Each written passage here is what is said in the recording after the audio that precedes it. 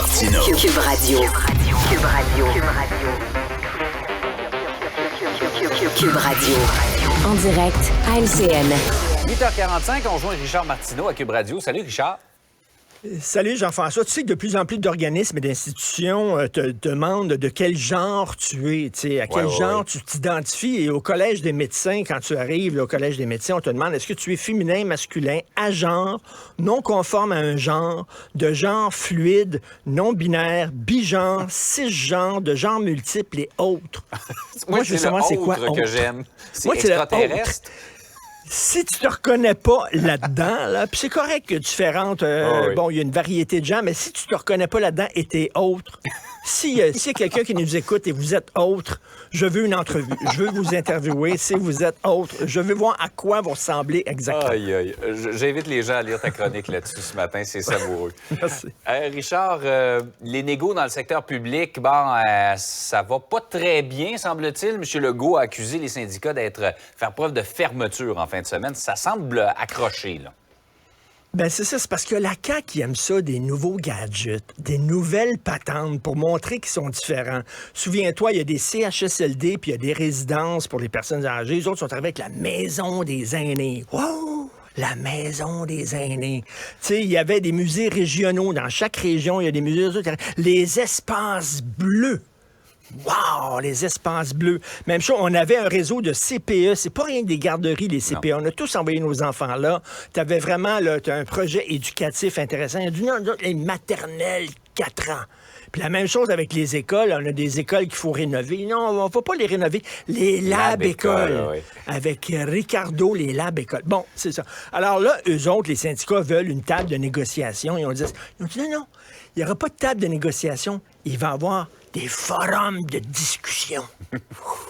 OK, on dit, c'est des forums de discussion. On ne va pas commencer à discuter encore. Là. On sait ce qui ne va pas. On sait ce qui ne va pas à l'école, dans le système de santé. On a discuté en masse. Ce qu'on veut, des meilleures conditions de travail puis un meilleur salaire pour attirer les gens. Pouvez-vous vous asseoir à la table de négociation? Ils ont dit non. Nous autres, on a une table à côté qui est meilleure que la... Ils ont dit, écoute, la vieille table de négociation a fait la job. Tous les gouvernements l'ont utilisée. Il y a 4 pattes. On peut s'asseoir à côté d'elle. On peut mettre nos documents dessus. On peut jaser autour de la table. Ça fait des... Non. On va faire des forums de discussion. Alors, eux autres flairent un piège. Ils ont peut-être raison aussi, là, en disant on n'est pas là pour jaser, la situation est urgente. Pouvez-vous nous donner les meilleurs salaires, des meilleures conditions, arrêter le temps supplémentaire obligatoire, bonjour, bonsoir. Puis on passera à autre chose. Alors, le gouvernement ne veut pas parce qu'ils sont arrivés avec un nouveau gadget. Bref, on est dans un cul-de-sac. Ouais. On ne sait pas où ça va aller. Est-ce qu'ils font preuve de mauvaise foi, les syndicats? Il faut les comprendre aussi. Ils ont peur. En même temps, le gouvernement veut faire les choses différemment. Donc, on ne sait pas où ça va aller. Est-ce que c'est pas un peu le jeu de la négociation? Chaque fois, on semble se diriger dans un mur. On finit toujours par s'entendre. Ben, c'est ça. Là. En tout cas, mais Sonia Lebel est comme un peu... Tu sais, quand notre blonde dit... Jean-François, quand ta blonde dit il faut se parler. Oh, qu'on est ça. Moi, quand Sophie me dit ça, il faut se parler, Richard. Oh, boy, que j'aime pas ça. Mais c'est ça. Sonia Lebel a dit au syndicat faut se parler. On va aller dans un forum de discussion. On dit, non. Par ailleurs, il faut revenir sur cet honneur du grand acteur Steven Seagal qui a été décoré par Vladimir Poutine. Ben oui. Steven Seagal, il est peut-être pas connu de tout le monde. C'est un acteur au jeu très, très fin, très subtil.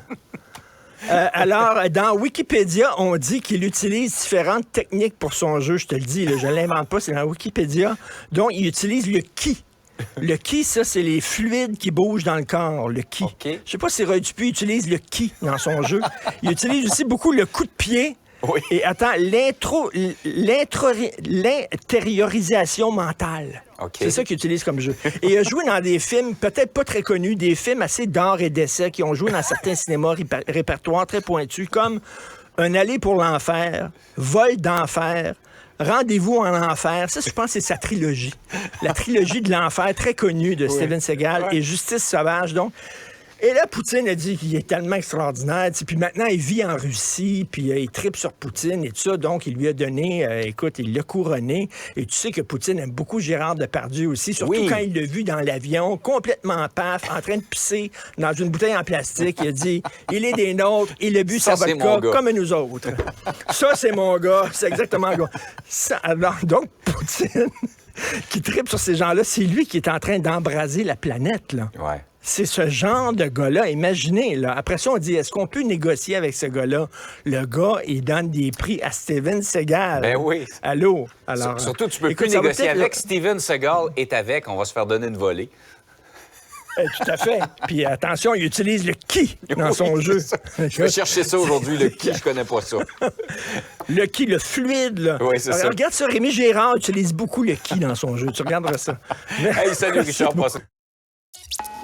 Cube Radio.